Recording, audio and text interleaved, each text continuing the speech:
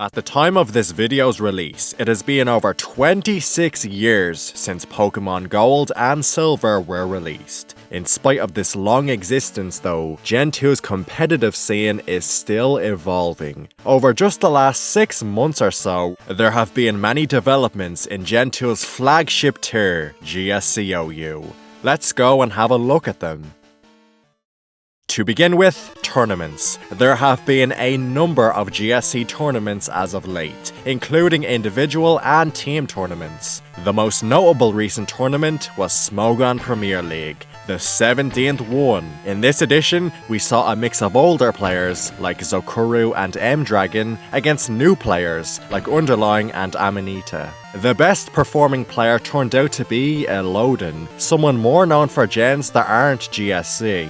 Aside from SPL, GSC PL concluded around the end of last year, and ROA PL is, as of this recording, about to get started.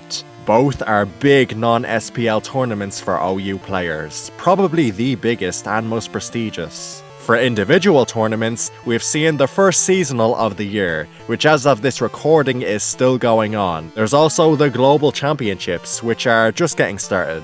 There was also the GSC Ladder Tournament, which helped boost the activity of the notoriously inactive GSC Ladder. Finally, there is the GSC Invitational. This is always a big deal for GSC. It's always a competitive tournament where top players go and try hard. Not just for the clout, but also for real money if you do well. Despite being an invitational tournament, anyone can play in it if they win the invitational play-ins. In these, anyone can sign up and fight for a spot. There are 2 brackets, so 2 people overall can get in. The gold bracket was won by Estuardo 19, while the silver bracket was won by Dawnbuster. Yeah, I'm finally trying to get good in this tier.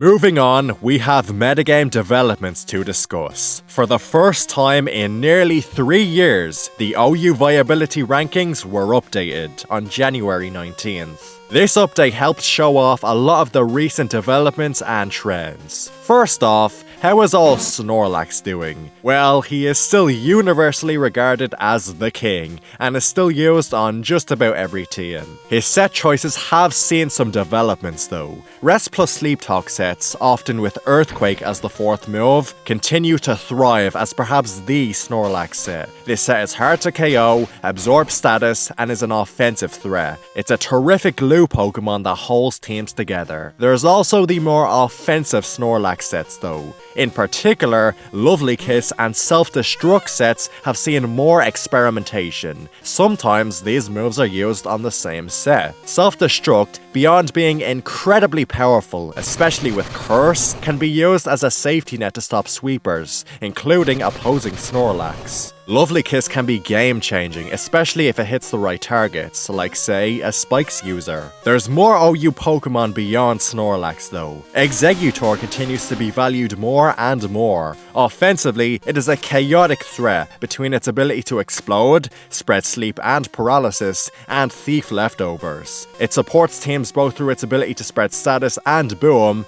and through its ability to check the likes of Machamp and Marowak. We've started seeing more Leech Seed on traditional explosion sets. This set is really annoying with spikes up, since switch-ins both lose HP and have a harder time KOing Exeggutor.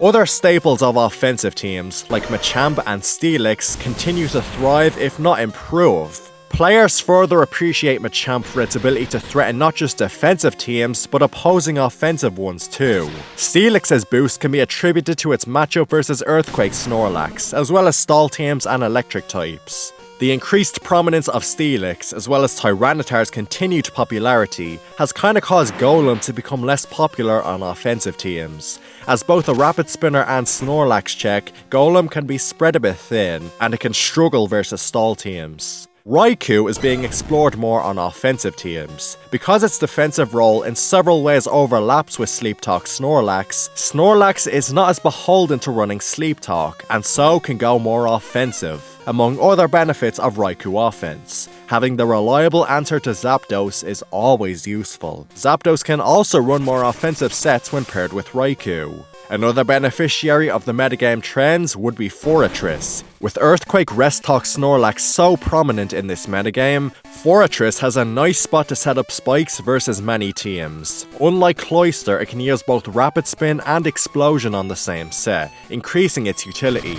These metagame advantages, in addition to usual advantages like a toxic immunity, has led to more offensive teams using Fortress and not Cloyster for spikes. Its roll compression is valuable, and Explosion is always a great safety net.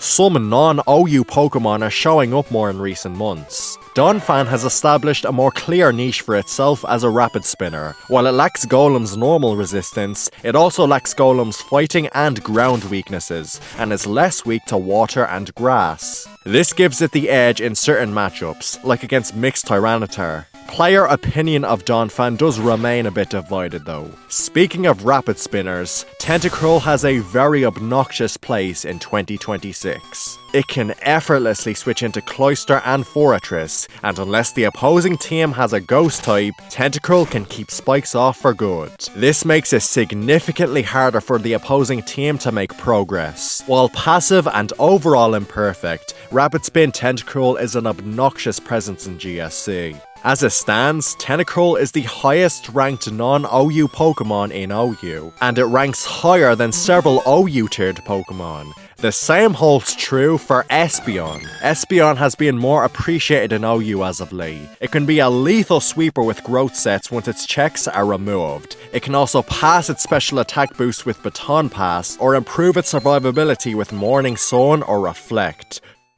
Not every OU Pokemon is having a good time. Nidoking, who in the 2023 VR update dropped 4 spots, dropped a further 6 spots in 2026. This is mostly due to the prominence of Rest plus Sleep Talk Snorlax. This Snorlax set is both very common and a good check to Nidoking, especially with Earthquake. It's not unbeatable, and Nidoking can't thief it, but it's still a hard matchup, and a common hard matchup.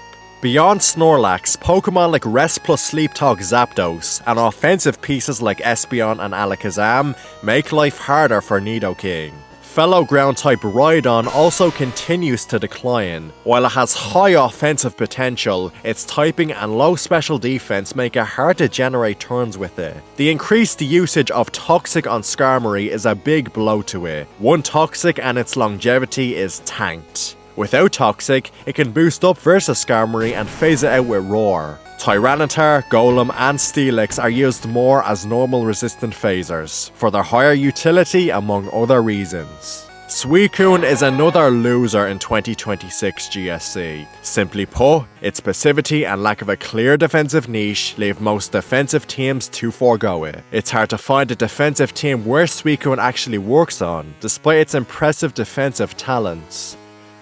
Overall, the GSC OU metagame is still trending in an offensive direction. There's been a lot more experimentation with offensive teams, as I've gone over today. Setup sweepers like Marowak, Vaporeon, Heracross, Machamp are thriving. From here on, I have 2 pretty big moveset changes I want to talk about. Largely as a response to Steelix's increased popularity, Skarmory has begun using Sand Attack sets. With Sand Attack in play, the standard Steelix set is greatly hurt against all teams. Not only can Roar and Earthquake now miss, but Explosion can too. You hate clicking Explosion with diminished accuracy, but Sand Attack may force you to do that.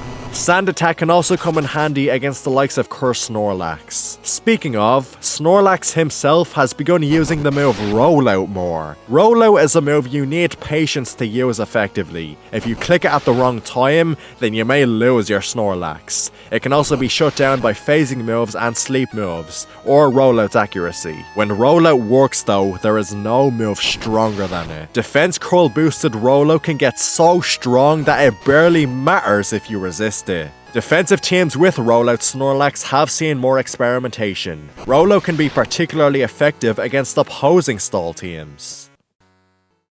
There's one big last thing that I'd like to mention, something that was recently posted on the Smogon forums. On the 9th of April, Sayatam posted a thread about his newly created resource, the GSC OU Statsmaster. To cut to the chase, this is a resource that lets you calculate the win rate and usage of Pokemon, moves, or opponent combinations. You can also search for specific replays by moves and Pokemon used, the day, the people playing, and results. As shown by this screenshot, you can search for something as specific as Sayatam himself hitting Blissey with Zapdos Drillpeck, and find replays where this indeed happens. To accomplish this, Sayatam went and compiled almost every GSC OU game played since January 2015, totaling 19,194 total replays. Overall, it's a very cool resource and it had a lot of effort put into it, so I wanted to give it a mention.